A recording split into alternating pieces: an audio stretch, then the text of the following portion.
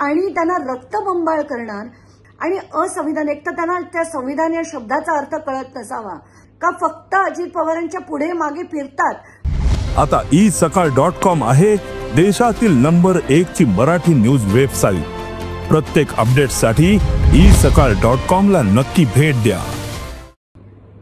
सूरज चव्हाणांचे आत्ताचे जे व्हिडिओज बघितले ते बघून अतिशय राग आला। म्हणजे आता ही माणसं यांचा निषेध जर व्यक्त केला तर हे आता इतके बेदम लोकांना मारणार आणि त्यांना रक्तबंबाळ करणार आणि त्याच्यावर त्यांना परत जेव्हा काही चॅनल्सनी मी त्यांचं बोलणं आता ऐकलं की त्यांनी आमच्या विरुद्ध म्हणे असंविधानिक भाषा वापरली आणि असंविधानिक, तर त्यांना त्या संविधान या शब्दाचा अर्थ कळत नसावा आणि असंविधानिक भाषा वापरली म्हणून आम्ही त्यांना असंविधानिकपणे कुठून काढणार, बेदम मारणार, रक्तबंबाळ होईपर्यंत मारणार। ह्या लोकांना काय पात्रता आहे यांची राजकारणात येण्याची का फक्त अजित पवारांच्या पुढे मागे फिरतात म्हणून यांना राजकारणात इतका थारा मिळतो।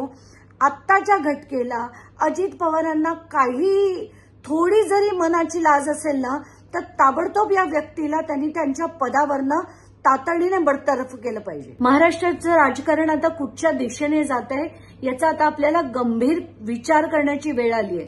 आपण एकानंतर एक सगळे मंत्री बघतोय, त्याच्यात संजय शिरसाट त्यांच्या त्या विट्स हॉटेलचं प्रकरण, MIDCचे घोटाळे बघा, संजय गायकवाडांनी केलेली मारामारी बघा, त्यानंतर योगेश कदम त्यांचा डान्स बार्सचं आपण ऐकलं आणि आज आता आपण बघितलं की माणिकराव कोकाटे हे रमी खेळत होते अधिवेशनात बसून आणि शेतकऱ्यांचं त्यांना काहीच पडली नाहीयेत असे आपले कृषी मंत्री आहेत आणि त्यांचा निषेध करायला लोक जर राष्ट्रवादी कार्यालयात गेली आणि त्यांनी पत्ते फेकले म्हणून त्यांना बेदम मारहाण करण्यात आली।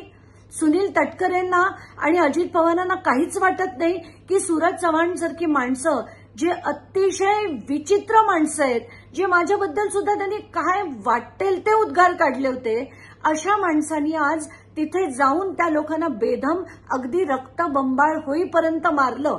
मला असं वाटतं तातडीने त्या सूरज चव्हाणला त्याच्या पदावरून बरखास्त करून टाकलं पाहिजे।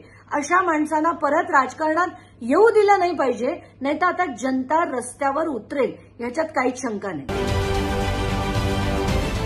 महाराष्ट्रातील सर्व बातम्यांचे विश्वासार्ह व्यासपीठ सकाळच्या सर्व सोशल मीडिया प्लॅटफॉर्मला लाईक, फॉलो आणि सबस्क्राईब करा। तसंच सर्व नोटिफिकेशनसाठी बेल आयकॉन प्रेस करायला विसरू नका।